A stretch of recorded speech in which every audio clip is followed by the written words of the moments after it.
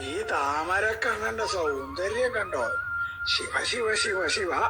ഇതിനെ വർണ്ണിക്കാൻ പറ്റിയ ഉപമാനങ്ങളൊന്നും മണ്ണിലോ വിണ്ണിലോ ഇതേവരെ ജനിച്ചിട്ടില്ല. ഭാഗവതോ നാരായണിയൊക്കെ ഭഗവാന്റെ വിവിധ ഭാവങ്ങളെ ഭക്തന്മാരുടെ സ്തുതിയായിട്ട് വർണ്ണിക്കാൻ ശ്രമിച്ചിട്ടുണ്ടെങ്കിലും ആ സുന്ദരക്കുട്ടന്റെ മുമ്പില് അതൊക്കെ പരാജയപ്പെട്ടു. എന്നെ ഒഴിവാക്കരുതേ എന്ന് പറഞ്ഞൊരു താമരപ്പൂവ് കണ്ണന്റെ പിന്നാലെ കൂടി. ആരുടെയെങ്കിലും സങ്കടം കണ്ടാൽ വല്ലാണ്ട് വിഷമാവണ ആളാണ് കണ്ണൻ. ആ താമരപ്പൂവിനെ കണ്ണൻ നിങ്ങളുടെ ഏറ്റെടുത്തു. അപ്പൊ എന്തായി എന്നല്ലേ? മുഖാരവിന്ദം, പദാരവിന്ദം, നയനാരവിന്ദം എന്നൊക്കെ പിന്നെ പിന്നെ പിന്നെ ആളുകൾ പാടാൻ തുടങ്ങി. താമരപ്പൂ പോലുള്ള കണ്ണാണ് കണ്ണന്റെ. കണ്ണന്റെ മുഖം കണ്ടാ താമരപ്പൂവാണ്, കാല് കണ്ടാ താമരപ്പൂവാണ്.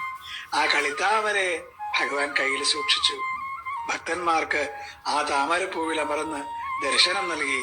സാക്ഷാൽ താമരക്കണ്ണനായ ഗുരുവായൂരപ്പന് ദണ്ഡ നമസ്കാരം. കൃഷ്ണ.